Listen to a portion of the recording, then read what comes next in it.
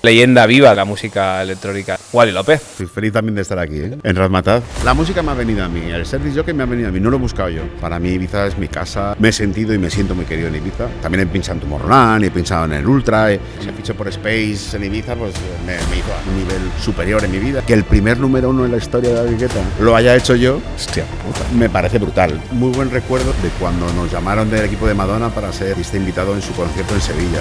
El primer agente que hubo de Avicii en España fui yo. ¿Por qué las gafas verdes?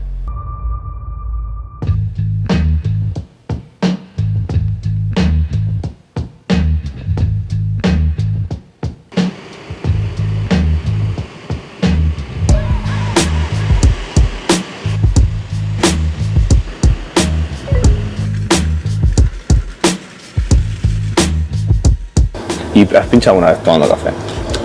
Pues sí, o sea, sí, de hecho, en Space Ibiza era mítico la cafetera, tenían una cafetera en la terraza, no en la grande, la pequeña.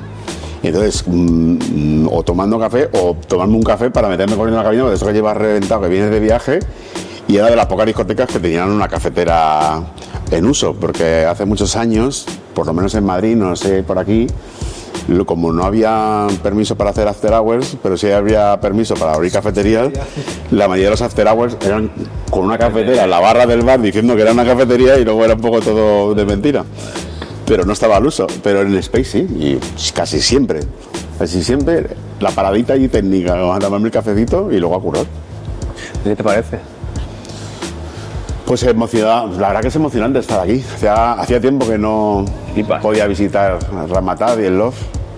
Aquí he tenido noches históricas, la verdad. Aquí me lo he pasado muy bestia.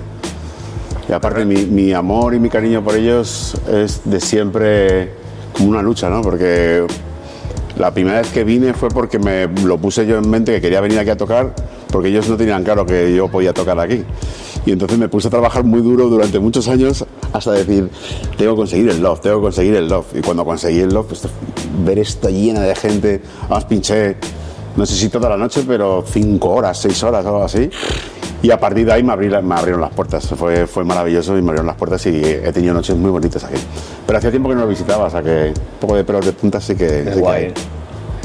Y cómo cambia de discoteca vacía a llena, tío. Es una locura, tío. Una movida, Me parece que la conozco llena. Claro. Los cursos, Cambia mucho. Pero los olores, las luces... Todo, tío. Aquí ves cómo es de verdad y luego cuando empieza la gente, empiezan las máquinas de humo, las luces, es otro mundo. Bueno, vamos a echar una charlita, ¿no? Pues venga, vamos a por ello. Vamos al lío.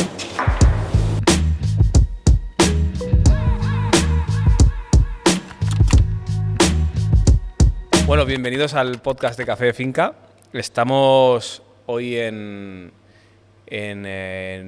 un templo de la música de Barcelona.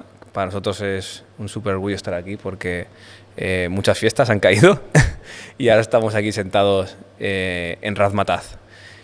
Gracias, Razmataz, por dejarnos estar aquí. Y estamos con una leyenda viva de la música electrónica, no te puedo decir de este país, sino a nivel mundial.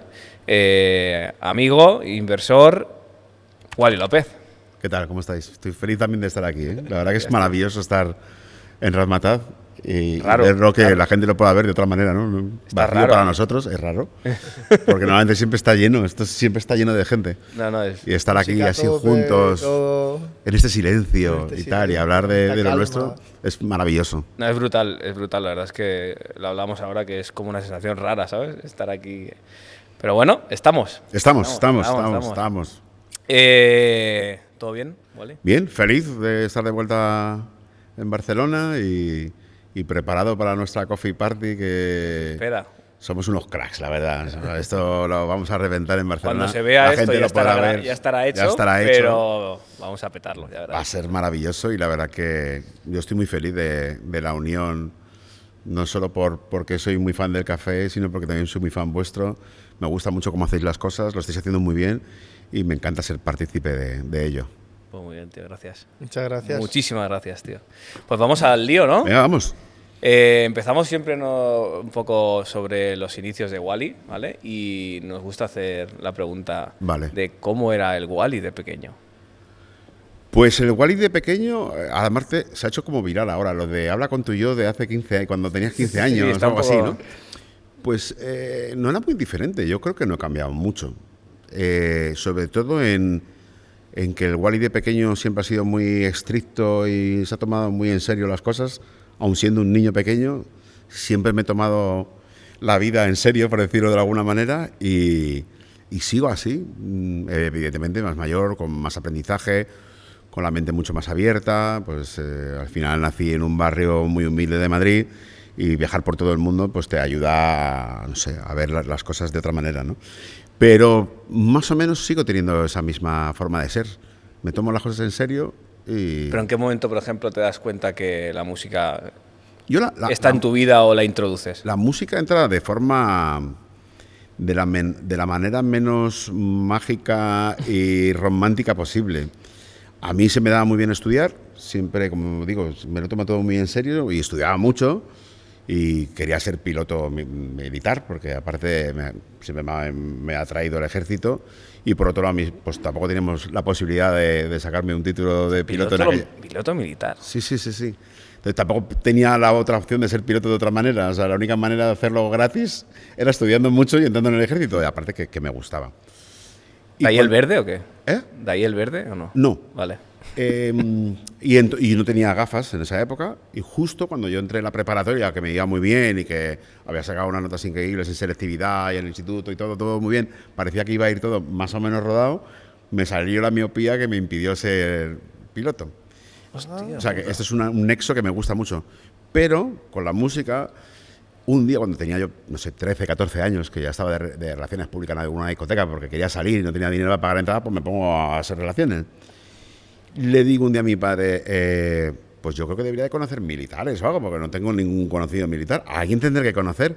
Y en la discoteca en la que trabajaba de relaciones, alguien trabajaba en un programa de radio, en una radio en Madrid, en un supermercado, que el dueño era sargento del ejército. Hostia, y dije, me meto ahí para conocerlo. Entonces le robé un poco los discos a mis tías, a mi amigo, tal, me planté allí, más o menos así, una historia un poco más resumida. Me dieron un programa de radio y empecé con la música solo por conocer en verdad a un militar.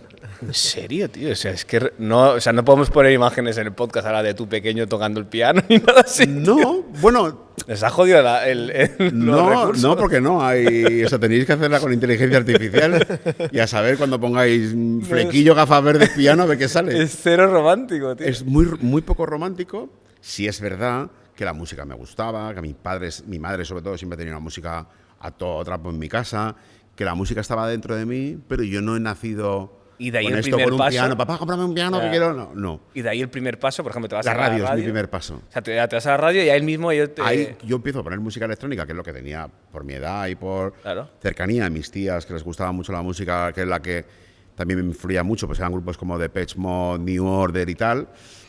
Y de ahí mi vena un poco más electrónica, y empecé a meterme un poco. También es verdad que tengo un primo, que en esa época tenía una discoteca, que era disc jockey. Entonces el mareo ha estado por ahí, como que se me fue viniendo, pero la música me ha venido a mí, el ser disc jockey me ha venido a mí, no lo he buscado yo. O sea, eso se vino por mí. Yo estaba buscando otras cosas. Era tu misión en la vida. Otra, y de verdad que mi cabeza, como te digo, que siempre me lo he tenido muy cuadriculado, de ninguna manera hubiera pensado estar aquí sentado hoy con vosotros hablando de esto. Porque yo iba a otro mundo completamente diferente. Pero la vida es así, la vida te lleva a veces... A mí me ha cogido de la mano y me ha llevado a hacer otras cosas de las cuales estoy muy orgulloso, me siento muy bien y me encanta la vida que tengo y todo lo que he hecho, me siento muy orgulloso. Pero yo no tengo la música de nacimiento. No me sale. ¿Cuándo fue que tú dijiste, voy a vivir de la música? Este va a ser mi futuro y mi profesión. Voy a jorobar la magia de todo y el romanticismo de bueno, todo. es natural esto, es tu vida. Realmente, cuando me pasa lo de la miopía, yo ahí dentro de mí dije, lo siguiente que más me gusta es esto, pero no era la prioridad. Es verdad que me gustaba mucho, o sea, siempre me ha gustado, cuando empecé la radio para conocer a este señor, me flipó, me abrió, o sea, de repente hablar allí de las 4 tonterías que me sabía de cada disco, que me había leído tal, y poder hablarlas, aunque me escuchara solo una persona, me pareció mágico, emocionante. La radio no es como ahora, que la radio era la segunda cosa después de la tele. O sea, claro, a mí cuando me ahora hay mil vías claro, de a mí cuando el chico de la discoteca me dijo, no, yo trabajo en una radio y tal, me pareció como...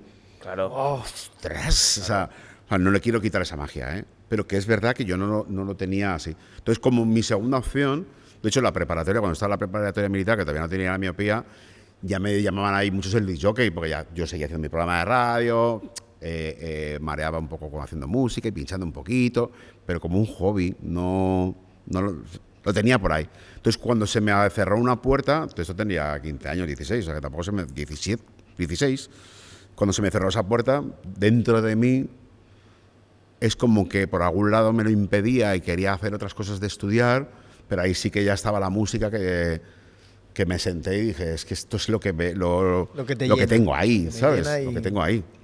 Y bueno, pues hasta hoy, la verdad que muy bien. O sea, fue en ese momento, ¿no? En ese momento dijiste... En ese momento porque era la otra opción que tenía que me gustaba, pero no era la primera opción. O sea, ni siquiera tuve la pelea de una cosa o la otra, no. Una cosa no está, pues me voy a la otra. Claro, y en esa época, te hablo de muy a principios de los 90, yo me acuerdo hablar en algún punto con mi padre y decir, vale, eres disc jockey, genial. ¿Hasta cuándo? 32 años, 33, 34, y luego ¿qué vas a hacer con tu vida? Pero y claro, yo también es verdad que siempre he sido, posiblemente por el barrio de donde vengo o no sé, pero siempre he soñado con cosas como muy que no me correspondían, ¿no? Entonces, cuando yo ya hablé con mi padre, porque yo ya quería ser disc jockey, ahí sí que es verdad que yo ya me estaba imaginando un mundo diferente, me imaginando pues que podía... Pensando en grande, vos. Pensando en grande, en mi grande por lo menos, no, porque no existía la industria que tenemos ahora. Y yo sí que me vi, pues no solo pinchando en una discoteca de jueves a domingo, ¿no? Yo me vi viajando, me vi con manager, me vi haciendo música. Vale, pero tú, el salto de la radio a algo que tú dices, ¿esto salta de la radio a discoteca? Sí, pero como te digo, en la preparatoria militar sí que ya hacía música y tal, pues yo fui poco a poco pasando de un lado a otro por curiosidad, sobre todo. La radio a las discotecas, bueno, porque yo ya las relaciones públicas y ya conocía a los DJs y de esto que metías ahí el codo a primera hora, se dejaban. Abrir las sesiones y eso. En aquella época, por ejemplo, aquí ves en el Ramataz que no hay cabina allí, hay un escenario. Pero en aquella época que las cabinas estaban llenas de discos, porque los discos los compraba la discoteca, no los DJs. Claro. O lo compraba el disc jockey para la discoteca. Entonces estaban ahí y entonces, pues a primera hora o antes de abrir, déjame poner un disco y tal. Y había aprendido en la discoteca de mi primo un poco, ahí mareando, y luego la curiosidad por producir. Pero cuando yo ya quiero dar el salto, pues yo ya tenía un poquito de producción, muy poco, malísimo. Un poco de pinchar en discoteca, muy poco, malísimo, para niños de mi edad, por las tardes, en la Riviera, en Madrid, para la fiesta de las Pellas, del último día de curso, para pinchar para la gente de mi edad. Pero yo ya tenía algún conocimiento y alguna cosa que notaba, que me gustaba mucho, evidentemente. Y me sigue gustando, ¿eh? Ha pasado toda una vida y me sigue apasionando, o sea, me parece lo más. El primer salto que tú dices, esto ya es serio y ya eras como un paso más de grande en el mundo de la música, que es decir, en un sitio emblemático que pisaste el primero, ¿te acuerdas? Bueno, hay un montón en diferentes etapas de mi vida, pero para mí más que discoteca, que la primera que te diría se llamaba Rivers 59 en Madrid. Esa fue la primera en la que yo dejé de poner música un poco más cañera, porque cuando eres pequeño pues tiras más a lo cañero. Y esa fue la primera que empecé a poner house para la gente. Fue la primera que me puso el nombre de Wally López, porque yo me llamaba DJ Wally. Y en aquella época además hacía música con muchos otros nombres, porque en España antes teníamos un problema, que lo llevamos en el ADN, no lo podemos evitar, pero en aquella época los DJs eran, ¿qué estilo musical pinchas? Y decían, ¿nacional o importación? Entonces lo guay era pinchar importación, con lo cual lo nacional era una caca ya, de por sí ya no molaba, era como, claro, bueno, pues si la hago yo es nacional, pero ¿puede molar o no? No. Que eso también es otra cosa de la que podíamos hablar, porque me tuve que ir fuera, sacar los discos fuera y traérmelos de vuelta para que los compraran, pero eso es otra película. Entonces, como sacaban muchos nombres diferentes, hubo en Málaga, que sigue pinchando, hay un DJ Wally que pincha breakbeat y tal, empezaron a llegar a Madrid y la gente pensaba que era yo. Entonces en esa discoteca en el Rivers me acuerdo de decirle al director, me voy a cambiar el nombre. ¿Y cómo te vas a llamar? Harry Seldon. Yo, ¿cómo? Harry Seldon. Y toda la gente te va a decir, ¿qué pasa, Harry? Ahora te conoce ya todo Madrid como Wally y ahora Harry. Digo, sí, porque saco nombres. Era un nickname, un apodo que tenía para sacar música. No, me voy a llamar así y tal, no sé. ¿Cómo te apellidas? Digo, López. Wally López. Wally López, eso suena fatal. Wally López va a ser mágico. Y que no, pon Harry Seldon. Vale, siguiente flyer Harry Seldon. Siguiente flyer Harry Seldon. Siguiente flyer. Wally López. O sea, te la metí así. Y me la metí así. Y me acuerdo llegar enfadado y a todo el mundo le encantó. Era como, como que te daba otro... Y dije, sí. Otro estatus, soy ¿no? Yo, soy yo. Claro. Chicas, Me quería soy yo. liar, pero... Te reconocía todo el mundo. Pues es un punto de inflexión muy top para mí, podría ser ese. Pero bueno, he tenido un montón. Hombre, es un buen Space punto. Ibiza es increíble. Es un buen punto de inflexión. Cuando fiché por Space en Ibiza, pues me hizo un nivel superior en mi vida. Es que he tenido un montón. Ahora enlazando con eso, ¿qué significa para ti la palabra Ibiza? Ibiza, pues muy importante. Es verdad que ahora estoy un poquito más desconectado y un poquito... Estamos Pero en en una... tu trayectoria, en tu una vida... relación complicada, como se ponía en Facebook antes, ¿no? Una relación complicada. Ibiza ha cambiado mucho y no termino yo de encontrar lo que quiero hacer bien en Ibiza, pero para mí Ibiza es mi casa. Me ha hecho ser mucho más grande o hacer cosas mucho más a lo bestia gracias a estar en Ibiza. Me he sentido y me siento muy querido en Ibiza, porque al final Ibiza sigue siendo un pueblo pequeño donde Todos soy familia. todos somos familia, conocemos a todo el mundo. Yo es verdad que siempre además he ido con una actitud que creo que es la que tienes que ir, que es de respetar las culturas de cada sitio, de conocer a la gente, de adaptarte tú a ellos, no ellos a ti. Y en Ibiza se han criado mis hijos, sobre todo el mayor, y hemos estado muchos años viviendo allí y he sido muy feliz. Me encantan las Baleares, de hecho, me parece lo más del mundo, que he tenido la suerte de viajar por todo el planeta. Tenemos una cosa ahí que es increíble. Y como te digo, Ibiza es muy importante para mí. Lo que pasa es que en estos momentos estamos un poco separados, pero Os estáis reconciliando. Estamos Estáis ahí. pasando una pequeña crisis. Estamos en una pequeñita crisis, tal. pero yo sé que, de hecho siempre he dicho que cuando me jubile, cuando acabe mi vida de que no querer viajar tanto ni tal, mi idea es tener un estudio de grabación en Ibiza y hacer música y programas de radio desde mi casita en Ibiza, viendo el mar y... Qué guapo, y tío. viviendo relajadísimo. Esa es mi idea. O sea, Ibiza para mí es donde quiero vivir. Retirarte. Sí, pero ahora mismo, pues eso. Ahí estamos. Muy bien. Al final, ahora te voy a hacer una pregunta que es la más típica que te habrán preguntado 1000 veces. ¿Que por qué Wally? No, eso ya lo has explicado. No, pero al final es un sello, es una identidad y yo que he viajado mucho a Ibiza, era lo más reconocible de ti que es ¿por qué las gafas verdes? Pues las gafas es todo por esta pelea, ganas de cambiar, de conocer cosas. Las gafas en principio fueron solo las gafas. Y todo vino porque en aquella época que no había internet, en Ibiza... ¿Qué época es esa? Hubo una época en la que no había internet. Yo creo que la hubo, yo la viví. ¿Cómo hablabais con la gente? No lo sé, pero... Sí, tío, Comunicabais. qué Había loco, un disc jockey que para mí fue el primer disc jockey estrella planetaria del mundo, que es Eric Morillo, que cada año cuando me veía, yo me hice muy amigo de Eric, por cierto, por alguien de aquí de Barcelona, que era su mejor amigo de España, era un amigo de aquí de Varna. Y este tipo era amigo mío y entonces nos linkó y Eric y yo nos enamoramos de principio. ¿Eric de dónde es? Eric es de bueno, era porque falleció. Era colombiano de raíz, pero de Nueva York. Pero venía mucho a Ibiza y por toda España. Y entonces cuando yo conocí a Eric, pues, pero claro, no había internet, entonces nos llevábamos bien, pero nos veíamos una vez al año. Yo empecé a ir a Ibiza y nos cruzábamos una vez cada año, pues sobre todo en Ibiza. Y un día me dijo, una de las cosas que creo que por las cuales me ha podido ir medio bien es porque me gusta mucho escuchar a la gente lo que dice y luego yo coger lo que yo quiera y lo que no me interese pues lo desecho. Total. Y Eric, lo primero que me dijo es, tío, cada año que te veo, un año estás más gordo, otro año estás más delgado, un año tienes el pelo largo, otro día tienes el pelo corto, una vez vas con barba, otra vez sin barba. ¿Cómo quieres que te reconozca la gente? Eso me quedó por aquí, ¿no? Vale, pues no sé, algo haré.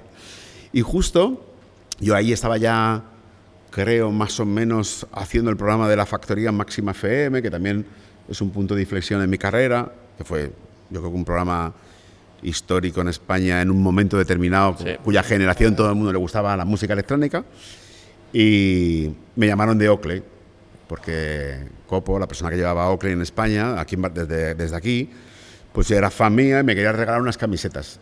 Y entonces yo que tenía esto por aquí dije, camisetas no.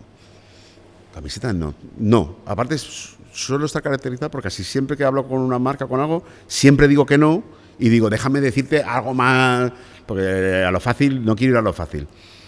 Y le dije que no, me acordé de lo de Eric y luego es verdad que yo cuando llegaba a Pacha Ibiza a pinchar, pues iba con mis gafas, me las quitaba, hacía así, me las ponía y luego ya pinchaba sin gafas porque ya había hecho más o menos reconociendo a la gente con las gafas y luego, porque no quería pinchar con gafas de ninguna manera. Pero cuando me llamó Oakley Pues mira dije, por dónde. ¿eh? Pues mira por dónde. Claro, o sea, y las gafas encima fue un trauma en mi vida por lo de la Academia Militar, o sea, que se va todo como Está todo enlazado. enlazado. Es heavy, ¿eh? Y le dije a Copo, mira, hazme unas gafas que la gente lo flipe, que todo el mundo me reconozca. Necesito unas gafas, no quiero camisetas, hazme las gafas. De hecho, cuando me mandó las gafas, que las tengo todavía, fue horrible, porque en aquella época nadie llevaba eran unas gafas plateadas, ajustadas. Yo iba por la calle y encima en Barcelona la gafa de pasta como que siempre está más... Pero en Madrid era como, este tío es un extraterrestre. Este tío, ¿de dónde ha salido? No molan nada. Todo el mundo me miraba, yo me sentía fatal. Y yo llegué a llamar a Copa y decir, no me la voy a poner, que no sé qué. Era muy de poligonero, ¿no? Y me dijo, ¿quieres que te reconozca con la gente, no? Sí. Tú me dijiste con las gafas, sí. Póntelas. Y me funcionó. Mira, aquí estoy. Y el verde fue casualidad. El verde fue porque esta gafa, que salió bajo mi nombre, esto es una edición limitada que sacó Oakley con mi nombre, yo quería tener una gafa verde que se iluminara en la discoteca con luz negra para que se viera la gafa como flotando. Guapo, tío. Es Apagábamos que yo las recuerdo luces, carteles, tío. En Ibiza, carteles solo la gafa. todas tío. las gafas. Pero esto es... Que alucinas. Pero en los carteles, tengo carteles con gafas blancas y otros colores. Pero cuando hice Pero- la verde, la gente automáticamente la enganchó. Pero no lo he elegido yo tampoco. Sí, es que es Mira, no elijo yo nada, por lo que ves. Me viene Todo todo. te va llegando. Pero es un puñetero color corporativo. Es como nosotros el amarillo, tío. Es verde, el mío es el verde. Sí, pero sí. no, pero le entró a la gente porque sí. Yo la hice solo porque tenía gafas de todos los colores y esta, que son como, o sea, cuando con una luz negra se brillan, o sea, brillan como si estuvieran encendidas, eso era el concepto, que quería unas gafas que brillaran Qué con guapo, luz negra. tío. Qué guapo. Y oye, yo que alguna vez he salido de noche y sé lo que es, pero bueno, al final es una fauna la noche, tío. La noche, pues, alcohol, drogas. ¿Cuál ha sido tu experiencia más rocambolesca? Porque en cabina, claro, ahora aún más, está más la moda de todo el mundo alrededor de la cabina, pero seguro que entrando y saliendo, ¿cuál es? Que digas algo que te acuerdes, que digas, "Buah, es que esta anécdota es... Me ha pasado de todo, de todo. No sé por qué cada vez que alguien me hace una pregunta parecida siempre me acuerdo de la primera vez que pinché en Houston. Yo suelo pinchar con las piernas arqueadas. Parezco un futbolista, yo con las piernas arqueadas, solo así como si estuviera como un portero. Y no sé, como me siento más cómodo, como que esa es mi postura. Y un día estaba pinchando, la primera vez que pinché en Houston, y de repente, claro, ya ahí los privados empezaban a estar detrás de la cabina. Y de repente aparece una señora, ¿vale? Una chavala que se mete por debajo del escenario, se mete por debajo de mis piernas para colarse en el privado de atrás. ¿Qué dices, loco? Sí, entonces yo estaba pensando y digo, ¿pero esto qué es? De hecho, cada vez ¿dónde vas? Y eso fue la verdad que lo recuerdo muchísimo, no sé por qué, porque Joder. como de qué manera de entrar a un privado, ¿sabes? Metiéndote por debajo de las piernas del disjockey. La peña. tío. Pero bueno, es verdad que la noche y el día, porque las faunas están por todos lados, pero sí que ves muchas cosas. No, está por todos lados, pero la noche al final te desinhibe de una manera que puedes vivir escenas diferentes. Sobre todo más antes, ¿eh? Es verdad que ahora está mucho más... Bueno, en la pista al final hay un poco de todo, pero sobre todo en el mundo de la discoteca está mucho más profesionalizado que antes. Porque antes la fauna era de los dueños, los porteros, Sí. era todo una historia increíble. Ahora es muchísimo más profesional. Colaboraciones y sesiones que hayas compartido con gente especial o que te haya guardado ese sentimiento Tengo que es de recuerdo. muy buen recuerdo de cuando nos llamaron del equipo de Madonna para ser el artista invitado en su concierto en Sevilla, en La Cartuja. Fue increíble, Madonna, ¿eh? Madonna. Madonna. Y además fue increíble porque cuando me llamó mi manager para contármelo llorando de la emoción, yo iba con mi mujer conduciendo en Ibiza a un restaurante y como siempre dije, esto es un marrón, no, déjame un segundo, tengo que hacer algo. Y mi mujer, vamos al hotel de vuelta, no tenía casa todavía. ¿Qué pasa? Y digo, mira, vamos a ir a la Cartuja, 50.000 personas, y todo el mundo va a querer que el flequillo de las gafas verdes que se vaya del escenario, porque hasta que no me vaya yo, no empieza Madonna. Vas a ser el odiado en vez de... Esto es lo primero que yo pensé, que es verdad que cuando quisiera Madonna salir yo tendría que ir, pero de cara al público es como... Y yo acaba ya que salga Madonna. ¿Qué hemos pagado para verla a la niña? Fuera. Y yo, qué marrón. Todo esto ya, cancelo el restaurante, de vuelta a tal. Y yo me llevo muy bien, hace muchos años, con Miguel Bosé. Y digo, ya está. Voy a coger, que no se le pedí permiso, pero lo tenía en la cabeza porque me llevo bien con él. Voy a coger el Sevilla de Miguel Bosé. Voy a hacer una versión para cuando yo lleve ya como 40 minutos o tal, reventarlo aquello para que la gente ya diga, bueno, porque ya que Madonna que salga cuando quiera, pero por lo menos... Qué bueno, ¿eh? Y fue así, de hecho salió en televisión, lo tengo grabado por ahí en algún canal de YouTube antiguo. Lo rescataremos. En Ana Rosa Quintana salía uno y decía, oh, el concierto de Madonna muy bien, pero el DJ que estaba antes que ella es magnífico, maravilloso. Dije, lo hemos conseguido. ¿Y Miguel qué dijo? Pues estaba allí, él y un amigo que tenemos también en común. Le gustó muchísimo, pero luego lo dejamos ahí, no lo sacamos ni nada. Pero la versión la tengo todavía. Toda la gente que estuvo en aquel concierto y mucha gente de Sevilla se acuerdan de esa versión. O sea que con Madonna, Ricky Martin también tengo un recuerdo muy bonito porque me fui a vivir una temporada a Miami y la primera persona que me llamó, la primera reunión que tuve fue con el manager de Ricky Martin para hacerle 2 remezclas increíbles que ya me dieron sentido a irme a vivir a Miami. Hostia. Y luego cuando me volví a España hice un concierto en Madrid y me invitó también como telonero y él, magnífico, maravilloso y lo recuerdo muy bonito, la verdad. Joder, muy bien. Y luego, por supuesto, no sé si lo tenéis en alguna pregunta, pero el remix que le hizo a David Guetta. Lo teníamos en la retaguardia. Porque es el primer número 1 de alguien que es posiblemente el artista, yo no diría disc jockey ya, es una cosa tan grande que es el número 1 del mundo de lo suyo. No hay nadie como David Guetta. Nadie. Que a lo mejor te puede gustar más o menos como DJ. No marcó una diferencia entre...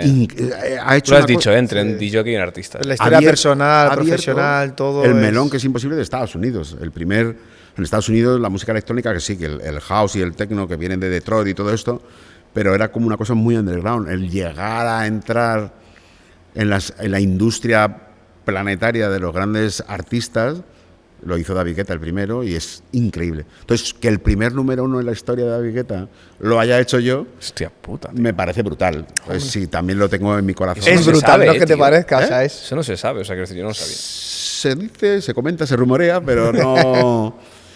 ¿Qué pasa? Que también él lo ha eclipsado mucho porque es muy grande. Bueno, claro. Si solo hubiera hecho esa canción, pues se sabría más. ¿Y qué relación tienes con él? Bien, me llevo bien. Es un tipo magnífico y me llevo bien.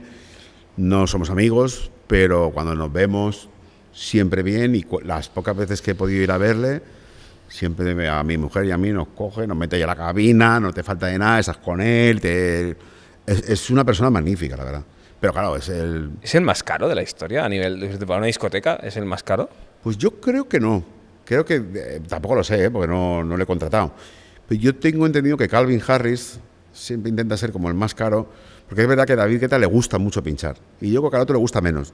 Entonces, lo que hace es, cobro muchísimo, claro, como para que todo el mundo me diga que no, y los 10 que me digan que sí, pues ya está. Claro. Creo, porque yo creo que en Ibiza Calvin Harris gana un poco más de dinero por fecha que David Guetta, creo. Pero David Guetta pincha en todos los lados. David Guetta tiene 2 noches en Ibiza a la semana y otro tiene 1. ¿2 a la semana? Tiene 2, tiene Jai y tiene Ushuaia. Hostia. Claro, a David Guetta lo que pasa es que ahora... ¿Qué edad tiene David Guetta ahora? Pues tendrá 50 y pico tío, largos, yo creo. Pero le gusta mucho, de verdad. A mí me parece un poco injusto cuando haya gente que le pueda criticar o no. Bueno, en el mundo del hater que está ahí, ¿no? Pero el tipo es un tipo que le gusta lo que hace. Y a mí un apasionado. Un apasionado, de verdad que lo es, porque claro, cuando tú has facturado, yo no sé qué, voy a decir un número a lo loco, pero puedes facturar 30, 40, 50 millones al año, pues podría hacer lo que le diera la gana, no tiene por qué estar aguantando. Jubilarse y disfrutar de la vida. Pero el tipo le gusta viajar, le gusta pinchar, le gusta... De hecho, tiene esa lucha, yo creo, interior. Eso es una cosa que la veo yo desde fuera, de querer seguir teniendo un poco underground, y por eso tiene otros nombres como Jack Black y no sé qué, o Jack Black y tal, para intentar seguir haciendo cosas que no las consigue que le funcionen, porque David Guetta es tan grande que lo otro pues se queda siempre un poco como a medias tintas y la gente sabe que es él, claro. Entonces, pero al tipo le gusta y me encanta ser parte de su historia. Antes hablabas de Space como un sitio así como emblemático, ¿no? Y como un punto de reflexión en tu carrera. ¿Cuál es el sitio más top y el más antro que has pinchado, tío? O sea, el más top y el más antro. A ver, te diría que de los más top, las aperturas y los cierres de Space de Ibiza, eso es increíble. También he pinchado en Tomorrowland, he pinchado en el Ultra, pero las aperturas y cierres de Ibiza del Space en el parking, eso es otra historia. Y luego antros, he pinchado un millón de antros. He pinchado más antros que sitios buenos, claro. Porque un día, hace poco hablaba con un amigo y digo, cuando juegas también un poco a hacer 100 bolos al año, pues 20 son buenos. 30 también. Y luego hay mucho pues, porque tienes que hacerlo. Que antes he pinchado muchísimos afters. Un antro, voy a decir un antro, pero no quiero que se enfaden porque es un antro que tengo mucho cariño, muy bueno. Era un sitio que se llama Factory en Parla, que últimamente estoy viendo mucha gente que me recuerda de aquella época del 94 o 95, que era increíble, se juntaba, porque antes en España, en toda España, en todos los pueblos había una discoteca de puta madre, una discoteca maravillosa, una discoteca buena, y muchos afters. Ahora no, ahora ya hay en las ciudades, claro, y a lo lejos y tal, porque no hay... Pero antes en todos los sitios había, en pueblos, garitazos brutales, y en sitios así como más medio ciudad, medio a las afueras de... Los mejores after han estado ahí, ¿no? Y de este me acuerdo mucho porque últimamente me lo recuerda mucho la gente. Esto era un antro increíble, maravilloso, musicón brutal, una música... Y hablando de afters y de así un poco más a lo loco, ¿cuál es la locura más grande que has vivido o la que más te acuerdes de un post curro? O sea, acabo de pinchar y la más loco que has vivido. Es que... para seguir rompiendo la magia y el romanticismo de mi vida. No, aquí no hay magia. Esto no puede ser magia. Esto tiene que ser uno... No soy muy loco. Nunca he sido muy... Pero a lo mejor no tú, pero has ido a un sitio y has dicho, ¿de cojones estoy, tío? Bueno, Suelta, va. Una vez me convencieron para ir en un sitio... No digas el sitio, di un sitio. Un sitio... No pasa nada. El dueño de una discoteca, que dije que no quiero. Bueno, te voy a decir dos que me acabo de acordar. Ya voy a decir la que iba a decir, No queremos romanticismo. No, pero la primera es en un sitio que dije que no quiero ir, y al final fui, pues yo me imaginaba, pues la casa del dueño, pero en la casa del dueño, pues un chalecito, no sé qué, y cuando llegamos, un helipuerto, o sea, una cosa muy de loco, gente armada allí, como controlando, custodiando en la casa, una cosa como, ¿de dónde me habéis traído? O sea, una cosa muy loca, que no voy a decir dónde. Pero la otra, en Ibiza, cuando yo pinchaba en Blue Marlin, la mesa del Blue Marlin donde yo pinchaba siempre facturaban 50.000, 60.000, 70.000 pavos. Y siempre pues había gente de lo más dispar. Pero hubo un día que había como un señor indio de la India con su mujer y su hija. ¿Un indio de la India? Indio de la India. ¿No? Con su mujer y su hija, y luego como gente que se veía que eran como figurantes. O sea, no tenían nada que ver con ese señor ni con ellos. Entonces yo veía a los figurantes con el Don Periñón y al indio con su botellita de agua así, no sé qué. Pero estaba claro quién pagaba el chiringuito. ¿Quién pagaba la fiesta, no? Claro, los otros son figurantes. Todos están ahí para que se vea. Yo pinchando y tal, no sé qué. Y el tipo llevaba guardaespaldas. Y entonces... yo que me gusta hablar con todo el mundo, pues me daba la vuelta y le decía cosas ahí, hacía así bailecitos y tal. Como muy guay, ¿no? Entonces, acabando la sesión, esto era los domingos en Ibiza, me dice uno de los guardaespaldas, me ha dicho que si quieres ir a su barco ahora, a tomarte algo, tal. Y yo que digo mucho que no, me gusta mucho decir que no. Yo al barco no voy. ¿Cómo? Yo al barco no voy. No, pero que puedes venir con tus amigos. Yo estaba con mi grupito de gente que me había acompañado. Y yo me imaginaba, pues igual que lo de la casa del tipo aquel, pues un barco, por muy grande que sea, y yo vengo con 10 colegas, ¿qué va a ser esto? No mola. Que yo a barco no voy, que me voy a mi casa, que yo a barco no voy. que vengas, que no, que vengas, que no, que vengas, que no. Y ya, cuando ya les convenzo de que no, me dice un guardaespaldas, bueno, solo para que lo sepa, Wally, el barco es este. Entonces me enseña así el móvil, mira a mis amigos, digo, niños, que nos vamos de barco, que nos vamos al barco. Pues barco sí. Al barco sí. Entonces, de repente nos meten en las dinghies del Blue Marlin a un sitio, a otro al barco, y yo ya ahí con mi fiestona y según entrábamos, una botella de champán a cada uno. Entonces me cojo mi champán, qué guay, el barco, no sé qué. Y me dice uno de mis amigos, este no es el barco, este es el que nos va a llevar al barco. Y yo, ¿cómo? Claro, ya. El barco nos llevaba al otro barco porque aquel no podía ni acercarse a Yondal de ninguna manera. Y pues eso, un helicóptero, 5 plantas. Un helicóptero en el barco. Sí, en la proa en helicóptero, 5 plantas, piscinas en todas las plantas. Bueno, una cosa de...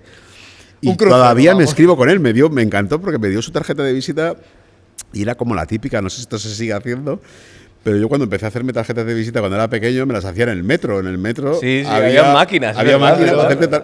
Y era como una tarjeta de visita hecha en el metro y le busqué y era el antiguo, la había vendido la empresa el que hizo Airtel en India, que son 1.500 millones de personas, claro. Pues no sé, ¿sabes? Y hablo con él de vez en cuando. Me vine a ver 2 o 3 años más después a Ibiza y ahí me fui con mi mujer, con los niños y al barco. Ya el barco es... El barco es tu casa. Claro. El barco es mío. De verano. Ese barco es mío ya. Cuando digo, venga, vamos a pasar un día por Formentera. Joder, tío. Buena, ha sido buena. Eso está bien, Está bien. Y oye, yo que te sigo y los que te seguimos sabemos que te cuidas, que te mola pegarte tus caprichos, tu cochecito, tus zapatillas. ¿Cuál es el capricho, no sé si con las primeras pesetas que ganaste o lo primero que de buen dinero, cuál es el capricho así que mejor que te has pegado o que te ha quedado en la mente decir, hostia, Siempre me gustaron mucho los coches, yo siempre me he comprado coches. Luego ya cuando me había comprado todo tipo de coches y ya me hago más mayor y quiero tener hijos y tengo hijos y tal, esa necesidad no la tengo, pero he tenido varios Ferraris, por ejemplo, en mi vida. Yo vivía en una casa, en un piso en Valdemoro, que el coche valía más que el piso. El piso, claro. Eso siempre... ¿Y te ibas con Ferrari por Ibiza, no? Por Ibiza no, pero por Madrid, por Valdemoro. Sí, me paraba a veces la Guardia Civil, que ahí hay una academia de la Guardia Civil, y me paraban solo para ver el coche, los tíos. Ya hacían así con la luz, digo, ya está. A ver qué quieren ahora. ¿Qué pasa, Wally? No sé qué, una foto al coche. Sí, los coches siempre me han gustado, y estoy muy relacionado. ¿Cuántos Ferraris? Ferraris 3 o 4. ¿Cuáles? 599 es mi favorito, pero primero me compré un Scaglietti, porque es uno que era de 4 puertas, o sea, de 2 puertas, pero de 4 asientos. Ajá. Que de repente, pues yo me había comprado muchos coches deportivos antes. Y mi padre siempre me decía, ¿qué te has comprado ahora? Y yo decía, pues me he comprado uno que es como un Ferrari, pero de no sé qué. Y un día me dijo, ¿pero por qué no te compras un Ferrari? Deja de moñar, porque claro, tenía 6 o 7 coches a la vez. Deja de moñar y cómprate uno. Y tuve la oportunidad de comprarme ese, que si no recuerdo mal era V12, que tal, que era como un pedazo, era un poco de señor, pero era mi primer Ferrari. Me lo compré. Los precios de antes tampoco eran los de ahora, porque ahora son estratosféricos. En aquella época los coches eran caros, pero no tanto como ahora. Luego me compré un 430, no, tiene 4. Luego el 599, que es mi favorito. Y luego me compré un California, que la gente decía que eso no era un Ferrari, pero a mí me flipó también un montón, porque lo tenía gris, con el cuero rojo, la capota dura, me iba. Joder, qué guapo. También flipaba. Y ahora Porsche. Pero ahora Porsche, bueno, ahora me gustan los coches en general. Pero Porsche me encanta, he tenido también bastantes. Y bastantes, 3, 4. Y, ¿relojes? ¿Te mola o no? ¿Reloj? ¿Te molan los relojes? Los relojes, lo que pasa que últimamente no me los pongo porque la cosa está muy mal. Sí, está jodida. Sí. Y no me los pongo. Pero tengo una colección medio chulilla, a ver, a mi nivel, porque esto es como los coches. El mundo del reloj, claro, tengo amigos que tienen, que es una cosa como... A mí me gustan los Rolex, me parecen guapísimos y a los que puedo llegar. Pero sí, me gustan las zapatillas, me gustan las maletas, colecciono maletas.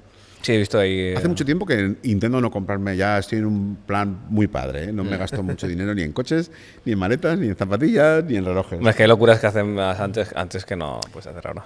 Es que la vida para mí ahora, por ejemplo, siempre digo como medio en broma, pero es verdad, que voy a intentar que mis hijos no hereden nada, porque me lo voy a gastar todo en ellos, y en viajar con ellos, y en comer con ellos, y en estar todo el día con ellos.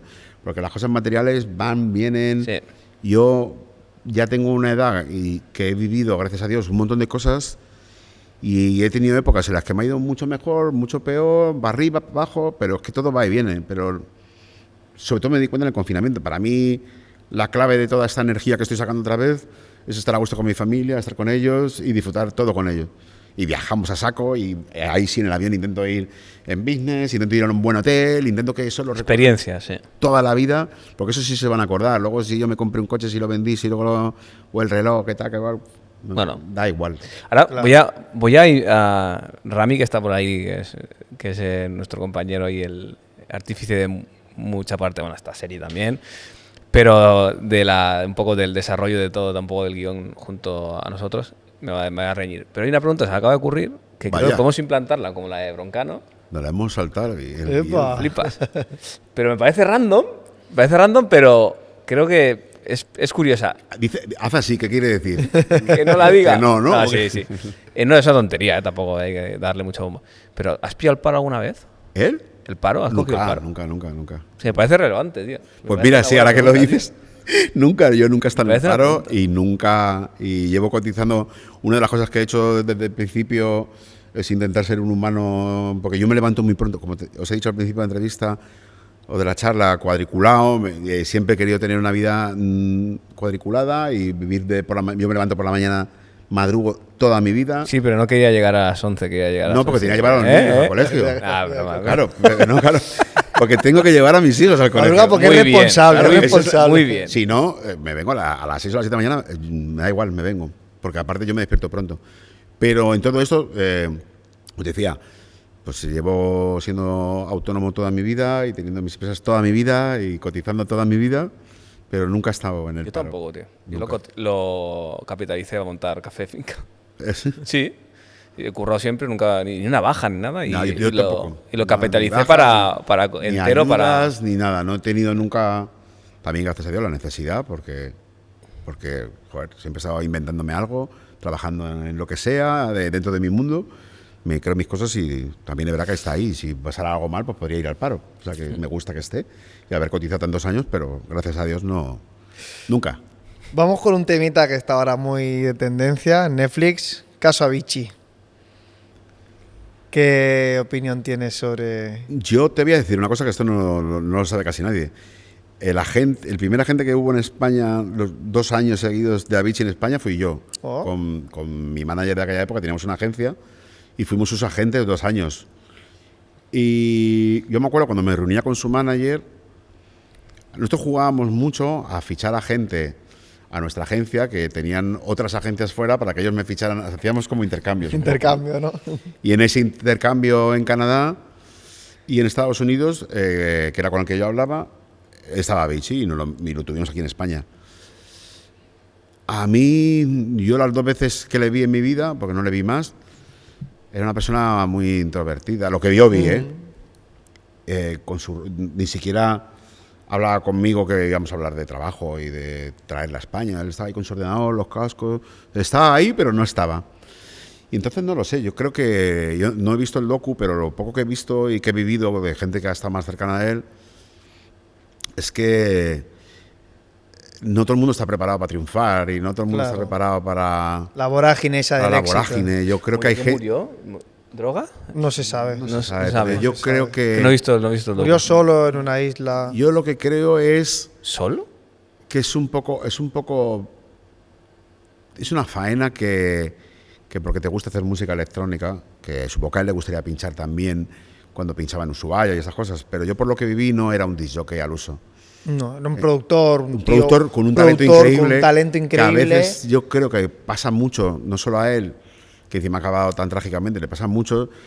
Se gana tanta pasta cuando eres tan famoso pinchando que les obligan a pinchar. Y la vorágine esa de los contratos, la vida esa... Pero ser disc jockey de verdad es una pelea tan grande, incluso si eres Avicii o David Guetta, estás también en una pelea tan grande, hay una tensión tan grande que yo recomiendo a la gente que no le guste, que no lo hagan. Claro, la Si- exposición si le va bien produciendo, ganando. Yo creo que y a lo mejor no es que Ahí está digan, los managers, la yo creo que presión, sí, el tal, claro. Y que es una vorágine que te absorbe, que entras no en tienes una rueda, tiempo de decidir. entras en una rueda que no es la tuya. todos los intereses que hay a través de Hay ti, muchos intereses. porque hay muchos Claro, managers, muchos contratos. Yo creo que son muchas ruedas en las cosas que no deberían de entrar, pero entra. Pero le pasa a los cantantes. Hay muchos Sí, claro. cantantes que los managers son los padres y luego no sé qué Ya. y tal. Y mira todo lo que hay, yo qué sé, de Justin Bieber, de millones Claro. y no mola. No mola. Entonces yo creo que, no sé, lo poco que viví me pareció una persona que a lo mejor si se hubiera dedicado solo o lo hubiera conseguido a producir y tal. con ese talento tan increíble que tenía, pues posiblemente estuviera hoy todavía con nosotros. Tu estilo musical, ¿cómo lo defines de tu viva voz? Importación, ¿te imaginas? Importante. Ahí ya nos has dejado secos, claro. Yo solo pincho música de fuera. No.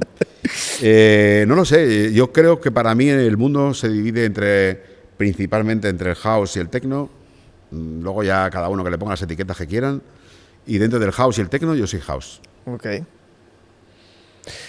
¿Y tienes algún, así antes hablabas un poco, ¿no? Tu retirada o como que te veías unos años, ¿no? En Ibiza, ¿no? Produciendo. ¿Qué ritual tienes ahora para producir música? O sea, pero Wally cuando va a producir, ¿tiene algún ritual? ¿Qué hace? Y seguimos en el capítulo de vamos a cargarnos el romanticismo de Wally López. Pues en el mira, lavabo. Jonathan, te voy a ser sincero. En el lavabo. Te voy a ser sincero. Enciendo el ordenador. Pues con el ordenador apagado todavía no has podido. Todavía. Todavía, pero. Y me pongo a hacer música. Te da igual donde estés. De hecho, momento. hago muchísimo con el portátil, en un avión, en el baño, viendo la tele, Netflix sin volumen, pero que esté ahí. Y luego en el estudio lo que hago es acabar las canciones o grabar cosas que suenen bien y tal. Pero nunca he necesitado, como otros artistas, pues estar en un proceso de tristeza, en otros de bajona, en otras de subidón. Sí, hay gente que se va a no sé dónde. Que se van a no sé dónde. Yo no necesito nada para hacer música, la hago sin más. ¿Cómo planteas las sesiones? ¿Cómo las ordenas, las estructuras para que la gente empiece un ritmito, otro Otra ritmito? mierda. Otra llevarlos mierda, a la respuesta. euforia. Tenemos que haber Otra- repasado las preguntas antes, porque Otra vez. no preparo las sesiones tampoco. ¿No? Y ¿Todo creo improvisado? que eso es la magia de verdad de ser Ah. un disc jockey. Ahora que se ha puesto tan de moda pues disc jockeys como pues, más de TikTok y más de otras, que no los critico, pero que no vienen de ser residentes en discoteca, no vienen de comerse 8 o 9 horas en una discoteca desde el principio hasta el final, de ver cómo entran los clientes, de cómo se consume en la barra, como esa gente... ¿Cómo se va animando la fiesta? esto ¿Cómo va evolucionando todo ese como tema? Esa gente que no ha vivido esto, sí preparan o pueden que las preparen. Creo que es un error. Creo que el disc jockey de verdad es... Yo tengo mi música, que en mi caso es muy amplia, porque no tengo un estilo de house, todo lo que se te ocurra. Y os veo, por eso siempre me gusta ir un poquito antes, media horita antes, 40 minutos, veo un poco la energía, veo un poquito el rollo. Repito mucho en discotecas que ya he estado, que ya conozco encima cómo funciona. Y de ahí empiezo. Y según veo a la gente, voy por un camino, voy por el otro. Para el otro. Bueno, también Entonces, ese es no preparo, es tu sí arte. que lo Tu que arte hago a de lo DJ. mejor es escuchar música nueva, para tener más. Creo que la clave de un disc jockey es escuchar música, tener mucha música, con muchos registros, tenerlos en mi cabeza y saber cuándo los puedo lanzar, en qué momento, para cada cosa que quiero hacer. Pero si la preparo, por ejemplo, vengo hoy aquí al Love, al Ramatá, y me he preparado para una sesión, y el público no Ya. quiere escuchar No está eso, receptivo, o no es la clase de gente. o no es la para esa clase por lo música. que sea, Claro, por lo que sea, sí, sí. o hace poco me pasó en el Macarena en Barcelona que uno de los DJs que iba antes tuvo un Ostras, problema claro. y ninguno sabía empezar ahí a reaccionar porque "Je, ya tengo preparado para de 4 ya empiezo yo, no pasa nada. Claro. Me da igual, yo empiezo a la hora que quieras. Qué guapo. Vale. Y tío, aún existen, o sea, te piden canciones, tío. Sí, bueno, ahora para otra tu vez, mundo menos mal. existe eso. Ha habido una tendencia horrorosa, Es sobre que todo de debe ser- chicas, debe ser como de para con el móvil con reggaetón, y es como, o sea, ¿cómo te lo digo? O sea, ¿cómo te lo explico? Buah, el De- colmo, ¿eh? No, sí, aparte ya era como, que me dejes, es que ya deja con el reggaetón ahí.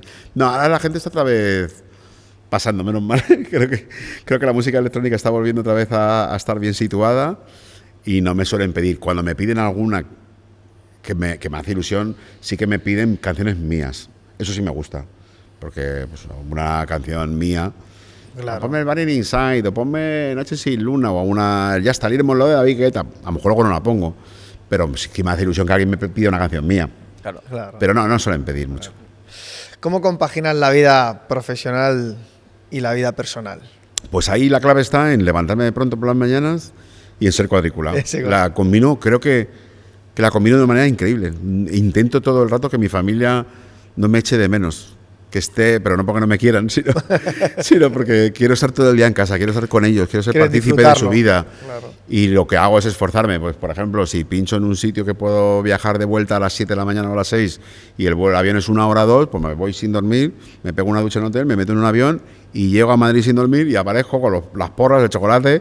Qué guapo. Y nadie me ha visto. Yo en verano me he pegado palizones increíbles por pinchar casi todos los días de la semana por España o Europa, e irme en el último vuelo de la noche, casi acostando a los niños, y volver por la mañana, en el primero de la mañana, y no se han dado ni cuenta que me he ido. Desayuno, claro. Yo me di cuenta porque voy hecho polvo. Claro. Pero es lo que me da a mí la energía y lo que me hace conciliar también, ¿no? Claro, qué guapo. Yo creo que son equilibrios que hay que mantener.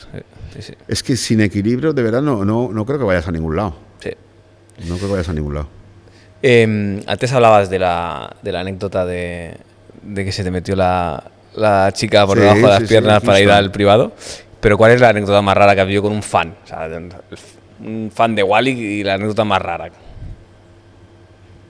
A ver, me acuerdo de una, pero no era ni fan, yo no era nada conocido ni nada, pero cuando ya estaba en una radio bastante conocida, que se llamaba Cadena Top, o Top Radio, porque cambiaron de nombre un par de veces, me acuerdo, no era en esa radio, era en una anterior, que yo hacía un programa por las noches, y siempre he hecho programas por la noche por la música electrónica casi siempre, que esto es una cosa que no estoy de acuerdo, pero siempre nos han metido al nicho de por la noche, el que no va a escuchar nadie, para que no molestes, ¿no? El niño para que no moleste por la noche.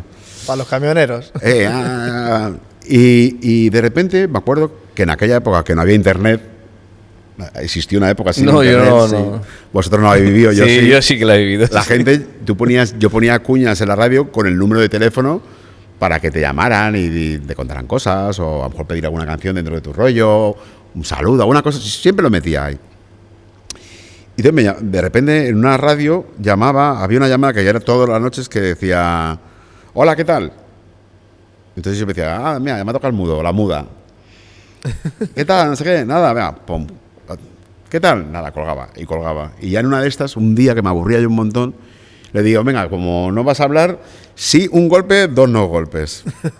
¿Eres chico? Y entonces empezamos a tener conversaciones con golpecitos durante mucho tiempo. Qué bueno, tío. Y ya un día se animó a hablarme y quedamos. Y me contó una historia que, claro, salí, tendría 17 años, 18, 19, salí, pero vamos, escopetada allí, porque me dijo que a lo mejor ahora alguien nos está viendo y dice: pues a lo mejor era verdad y tenías que haberle hecho caso. Sí, claro. Pero con 18, 19 años, no. No tenía... Claro. Me dijo que nos conocíamos de la Segunda Guerra Mundial, que yo era piloto del ejército, que esto sí que fue como... Y que entonces que le había regalado una... ¿Cómo se llama esto? No me sale ahora con el frío, una toalla, fular, una bufanda. Una bufanda. Yo llevaba, cuando pilotaba, una bufanda, le había regalado una bufanda y que le había prometido que en la próxima vida nos íbamos a ver y nos íbamos a besar y no sé qué y no sé cuánto. Ya cuando me dijo lo del beso dije: no me cuadró, esto es como Love is Blind, que el amor es ciego hasta que nos ves, ¿sabes? Cuando ya te ves no surgió el amor. Y entonces dije: no, pues no te voy a dar... Pues sí, nos vamos a quedar en la Segunda Guerra Mundial, Cari. Esa es buena, ¿eh? Pero esa fue... También había una persona que a mí me dio mucho miedo durante mucho tiempo, cuando ahí sí que estaba en Cadena Top, que al principio me dejaba notitas en el coche. Bueno, pues vale, notitas en el coche, la gente ve cuando llegas con el coche, más o menos, era una calle, en el centro, pues se te veía llegar, como era de noche, pues te veía llegar siempre. Luego empezó a llevar la cena a la radio, todas las noches yo llegaba de viernes y sábado, estaba la cena.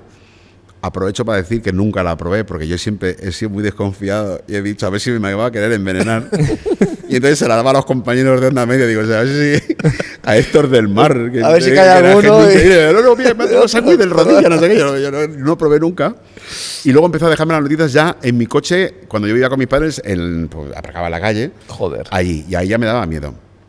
Y creo que llegué a saber más o menos quién era, porque había una persona que cuando iba con un amigo a Capital, en Madrid, por las tardes, estaba siempre escondida así mirándome de lejos y tal. Creo que iban para esos sospechas, ¿no? Pero anécdotas de esas tengo muchas cuando empezaba. Pero no era conocido, yo creo que porque la radio sí que tiene un poder de adicción al que te escucha, que se pueden enganchar a tu voz, claro, a lo que comentas y pensar que te conocen y que son tus amigos y que... Porque acompaña mucho la radio. Acompaña mucho. Y a gente que está muy sola, es más amigable mucho que la televisión. Yo creo que más mi abuela, Luis de Olmo, muerte. Se retiró, apagó la radio y no encendió más. Fuerte. Y tengo el placer de conocer al hijo, a Quique de Olmo, y tiene un restaurante por aquí muy bueno también. Y se lo dije, y dije, tío, pues mi abuela, y yo creo que sí que es brutal ese vínculo. Por eso las cosas estas, y más en aquella época, son muy de la radio. Sí. Y yo acompañaba mucho la radio porque hacía programas en directo. Hace muchos años que no hago programas en directo. Entonces acompañas diferente. Pero en aquello que estás ahí hablándole a alguien, aparte yo siempre hablo de tú, no hablo en plural, hablo en singular para ti. Sí, muy cercano.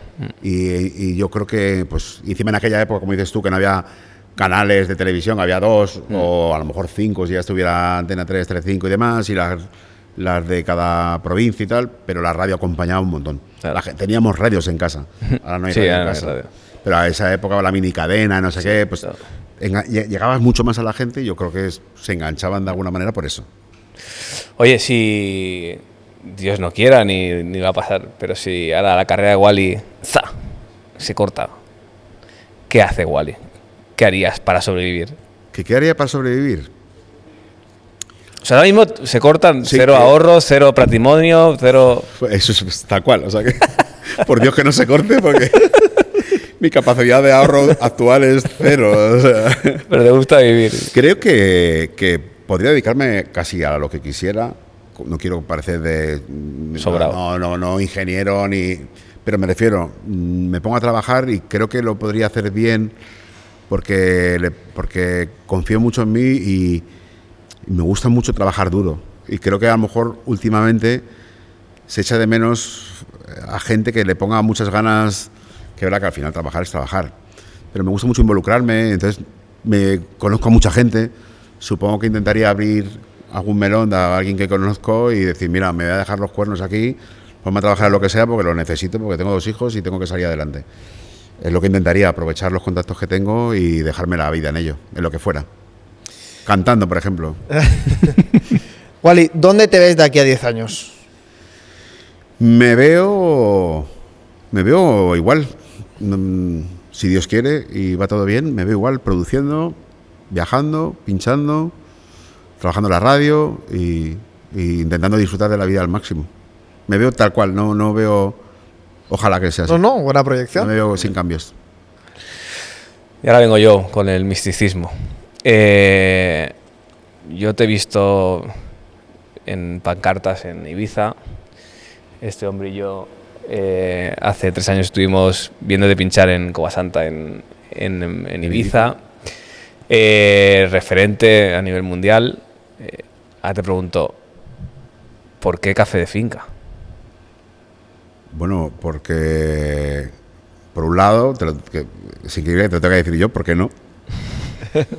Y luego me gusta mucho, primero, me gusta mucho como el respeto que le tenéis al café y cómo lo hacéis yendo al origen, hablando con ellos, respetando lo que he dicho al principio de la entrevista de cuando fui a Ibiza, que creo que la clave era llegar allí, conocer quién es cada uno, el por qué, las diferencias de por qué Madrid o Barcelona o Zaragoza o Valencia o Ibiza somos iguales y tan diferentes. Saber respetar eso y adaptarte tú a ellos y no ellos a ti, a mí eso me parece maravilloso y eso lo hacéis mucho. Entonces ir allí, respetarles, trabajar con ellos, me parece increíble. Luego el branding lo hacéis muy top, muy top, me encanta. Yo creo que ya la peña al amarillo lo engancha con vosotros. Y como el verde a ti. Pero es muy difícil. Sí. Porque ¿cuántas marcas de café o cuántos discjockeys hay? Sí. Disjockeys hay más que marcas de café. Disjockeys todo el mundo. Pero tú dices un disjockey con gafas verdes, solo hay uno. Y esto me encanta de vosotros. Y luego, pues eso, que el producto está muy bueno. Me gusta mucho cómo sois, cómo lo trabajáis y ser emprendedores. Ahora todos son grandes corporaciones y todo. Y no sé, la gente joven, no por ti. No, ya. No, pero gente joven, emprendedora. Empecé joven, tengo 16 años. Lo sé porque lo hemos hablado. Pero que pone toda su vida en el empeño de llevar adelante algo y hacerlo grande, ¿cómo no voy a estar ahí? ¿O cómo no voy a querer ser parte? Sería completamente diferente a quién soy yo. Me encanta apoyar a la gente y a la gente que se lo merece, a la gente que tiene talento y que se lo ocurra. Es muy fácil verlo desde fuera, pero dejar tu vida entera por un sueño es muy jodido. Sí. Muy jodido. Y yo me sobro los pelos de punta, pero yo es lo que he hecho y lo que veo que hacéis vosotros. Bueno, te presento el test de Café de Finca. Hacemos un test así rápido de cositas que te puedan, que pasen en tu vida y que tienes que decidir entre una y otra. ¿Vale? Rápido. ¿Vinilo o digital? ¿Y quieres que sea rápido en eso? A día de hoy, año 2025, digital. ¿Noche o día? Día. ¿Festival gigante o club íntimo? Club íntimo. ¿Track propio? ¿Qué más orgullo te ha dado? Ya estaríamos Love de remix a David Guetta. Perfecto. Increíble. ¿Ciudad favorita para pinchar? Ibiza. ¿Abrir un festival o cerrar un after? Cerrar un after. ¿Artista con el que sueñas colaborar? Con el que sueño, Depeche Mode. Oh. ¿Sesión en vivo o crear en casa? Sesión en vivo. ¿Remix o track desde cero? Remix. ¿Trabajar solo o en colaboración? Solo. Yeah. ¿DJ favorito? Wally López. Y bueno, Dani Tenaglia. Me gusta mucho. ¿Canción favorita? Imposible, no te lo puedo contestar. No puede haber una canción favorita. El que te diga que tiene una película, que ser de house. No, el que te diga que hay una canción favorita de algo o una película favorita de algo está mintiendo. Bien. ¿Subidero épico o drop inesperado? No sé, subidón épico. Es que no me gusta mucho lo del drop, es muy de ahora. Ya. Lo de mi época no teníamos drops, pero subidón épico. Vale. Voy a hacer añadir una. ¿Cerveza o vino? Vino, pero me gusta mucho la cerveza también, pero las dos, pero bien. Vino. Si tengo que elegir una, vino. ¿Café o cubata? Café. Yeah. No me gustan los cubatas, además, o sea, me las has puesto... Oh, pues puta madre. Bien. Pues ya está. Pues mil gracias, tío. Mil gracias por tu rato de hoy, por venir hasta Barcelona y por lo que va a pasar esta tarde, que ya lo habrán visto algunos. Qué bien lo hemos pasado esta tarde, ¿eh? Sí. Nada, tío. Pues nada, gracias a vosotros. Gracias. Feliz. Muchas gracias, Willy. Un abrazote, tío. Un abrazo.